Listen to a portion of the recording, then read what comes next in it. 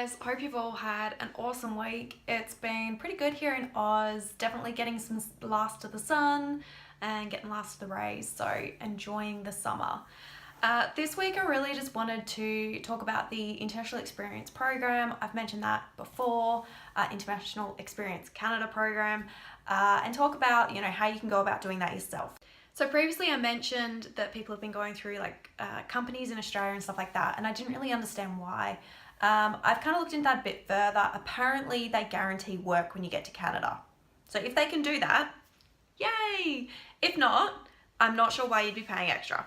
So first things first, I'm just going to drop a link below. It's going to run you through the 6 stages of the process. It's on the Canadian website. It's a great place to start. So once you've applied and you've got your profile updated and you've been selected out of the pool. Now this is different for every country. Some Australians get picked really quickly, others don't. This is Australian specific. I'll drop some Facebook groups that you can sign up to get information from other areas, but essentially this can take some time. Really from there, you've got 10 days to accept that invitation to apply. If you reject that, the advice on the website is, you won't be invited to apply again. Once you've accepted that invitation, you then have 20 days to finish your application. Don't do what I did, where I was like, oh my God, yay, I got invited to apply. Now I'm just gonna, let's start that. I lost 9 days. So you get 10 days to accept that initial component. You then get 20 days after the 10 to actually fill out your application. Do what I did. I gave myself 21 days. I could have had 29 to prepare my application. So just a word of warning, accept on day 8, give yourself 8 days to prep your application, and then you're giving yourself 28 days to actually apply.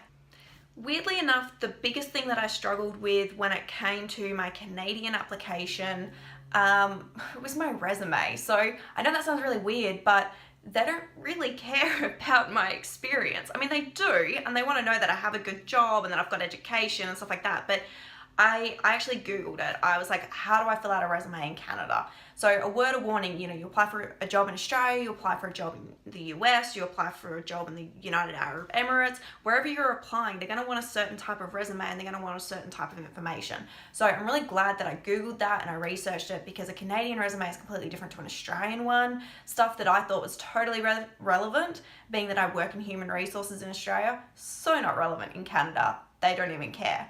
The other little tidbit was they don't want any gaps in your history, and some of the forms, so where I don't have kids, on the forms where they're asking about your children, they want you to put NA in every box.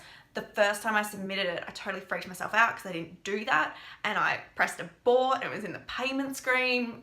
It was just all kinds of messed up. I had to get onto the Canadian embassy, consulate, whatever it was, and had to get them to backtrack my application so that I could actually pay, because I was locked out. So, biggest word of advice that I can give, read it carefully, follow the steps outlined on the website. It's not that difficult.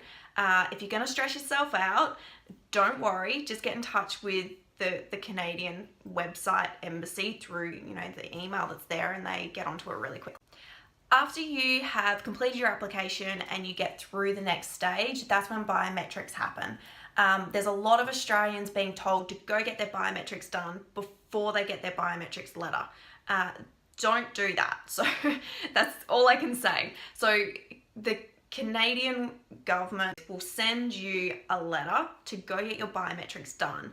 There is a unique code on that will attach your biometrics, being your fingerprints and your photo, to your application. I had a couple of people being like, yo, I'm going to Canada too. I was like, oh my God, great. You've been selected. And they're like, no, I've just been informed by this company in Australia that I should go get my biometrics done now. So I'm just going to rock up in Sydney or Melbourne and get my biometrics done.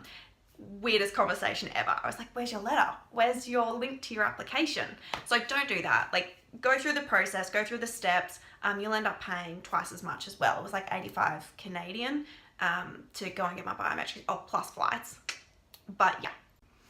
So once you've completed your biometrics, the Visa Application Centre sends it all off to Canada, and once Canada receives it, they register the date on the website. So when you log into your account, you're about to see that your biometrics have been registered. They say that 8 weeks from that registration date is when you should know, within the 8 weeks of them receiving your biometrics, is when you should know if you've been successful or not. And by being successful, it's only a port of entry letter.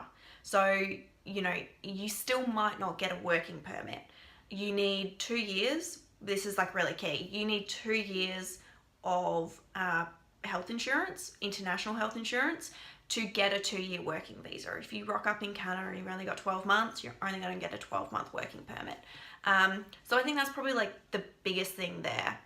Again, check the link below for more information on what you're going to need for pre-arrival/arrival at the Canadian border.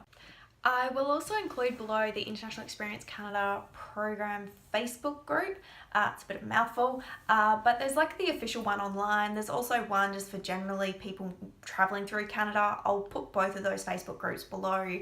Just some really good information and hints and tips in there that you might find useful. Stay tuned for my next video. That's when things are actually going to get interesting. I'm heading to Sydney to get my biometrics done, so I'm going to make a bit of a day trip out of it. Can't wait to share that with you guys. So I'll see you all next time.